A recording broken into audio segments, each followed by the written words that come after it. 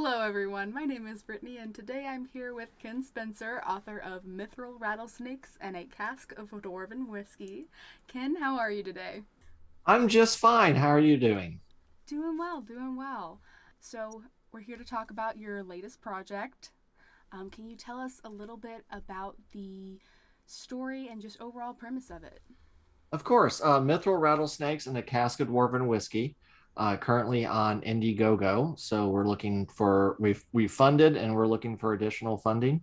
It is an adventure for 5e or OSR games, and it's a different sort of adventure. It is a scavenger hunt, and it can be introduced into any part of your campaign or as little side quests as the characters go about their other missions. The premise is that there is a wizard. He needs arcane ingredients. He needs rare and highly dangerous unrefined mithril. He needs several live giant rattlesnakes and a ludicrous amount of dwarven whiskey. So, this is, as you said, an adventure they can just insert in. So, the world lore and everything is very compatible with any type of story.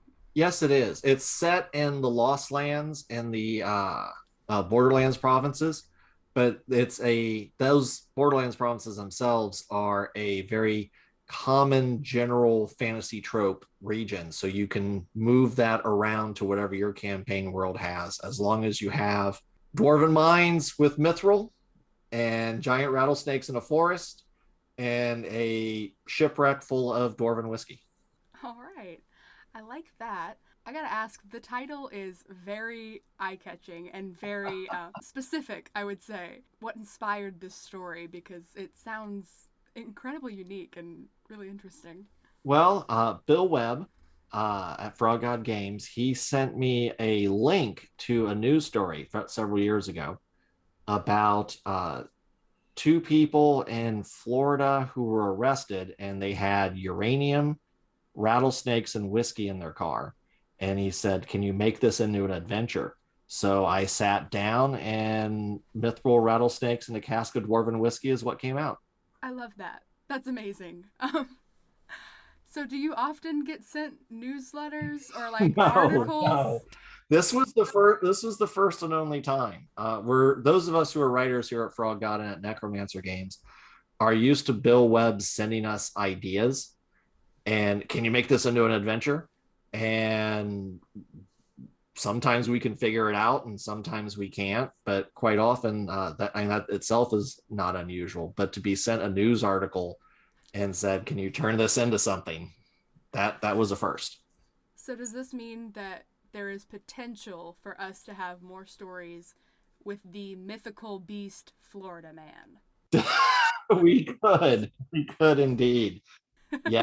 Yes, if I get sent as a plot hook more Florida Man stories, then we'll see the Florida Man series. The Adventures of Florida Man. The Adventures of Copyright Florida. Fog God. Yes. Yes. We'll change the name to FL1 Mythmore Rattlesnakes and a Cask of Dwarven Whiskey. Then we'll do FL2, and who knows what that would be.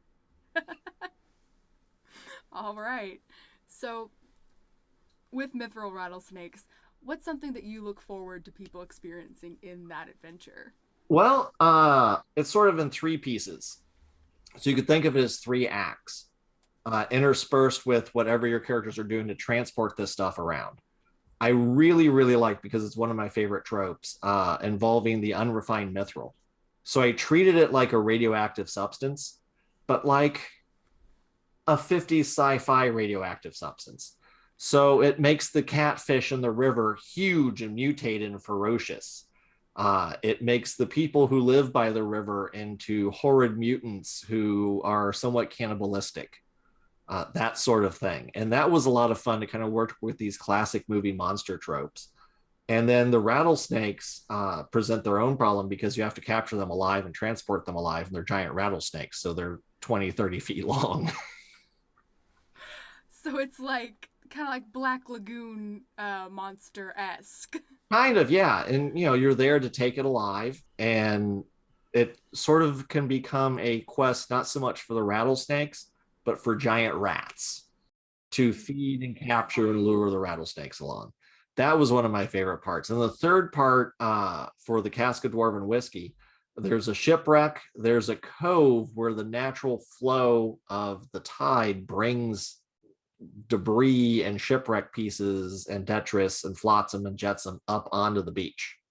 And there are three gangs of people who are wreckers who harvest this bounty from the sea, and negotiating amongst those three to get what you need is it's my favorite part of the third portion, which is that you could go in with torches and swords and burn them all out, but you're not going to get what you want as well as if you go in and you negotiate. So it requires your party to use different skill sets for different of the items in the scavenger hunt. That's awesome, because then you have this whole party dynamic of, you can't just have barbarians, or you can't just have thieves. You need like a whole group of different people. You need everyone together to succeed. Yes. Well, this sounds like an awesome adventure. Is it available in a lot of different systems? 5e and OSR game adventures are powered by Swords and Wizardry, so it's white box D&D. So if you're playing any OSR game and you're familiar with white box, or you're playing a different white box variant, you can go ahead and use this adventure with them. Okay, so compatible for everyone. Everyone. We want everyone to buy and play our games. How best can people support this project? Well, I mean, the best way to support Indiegogo projects is, of course, to go in and back either for a PDF or PDF plus print version, or for our international backers, we have a print on demand option where we can print on demand in different parts and through a different process and get the book to you. But if you're unwilling to back a project and with money, and not everybody can or can back every project, there's a lot of projects out there, the best way is to share it, to like and share it on Facebook, to tell other people about it, to share it on your other social media platforms, because that gets the word out to people who don't normally hear from us, and that lets people come in and say, hey, this is great, I want this. So if you want Florida Man from Frog God Games, like and share this project everywhere. Well, and to be perfectly honest, that's the way the publishing industry works. The more we sell of a book, the more we go, well, these themes are something our audience wants. Let's pursue that and do more of it. So it started as a joke, but it's actually true. It's actually true, yes. If we get inundated with Florida Man plot hooks, maybe, and Mithral does well enough, maybe we'll consider doing another one. Are there any NPCs or just characters in this story that you're just really proud of? There is. When you're looking for the rattlesnakes, you can seek out a druid who specializes in snakes named Pythia.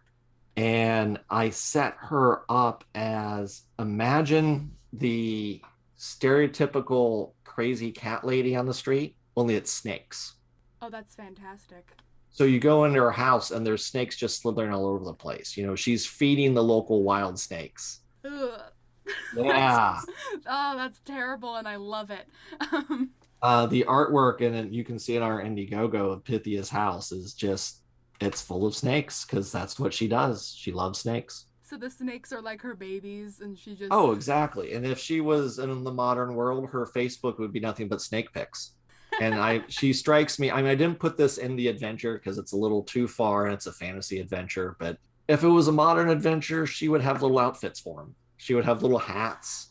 That's amazing. So I wrote her with that concept in mind, that here is your crazy snake lady who lives down the street. Who has unconfirmed, but definitely canon, hats and clothes for her snakes. Yes. They're not wearing them in the adventure because they're holiday clothes. And oh my goodness. So perfect. So if people don't pick this adventure up just for the title alone, pick it up for the snake lady that has clothes for her snakes. Okay, well, thank you for taking the time to talk to me today about this wonderful project. No problem. And I can't wait until it's released. Well, you can back it right now, and I think it's about a 2-month turnaround. So if you want to back this project or support it and Pythia and her snake babies, please head over to Indiegogo and pledge or like and share everywhere. And we'll see you next time, Ken. Thank you. Thank you. Thank you, Brittany. Bye, everyone.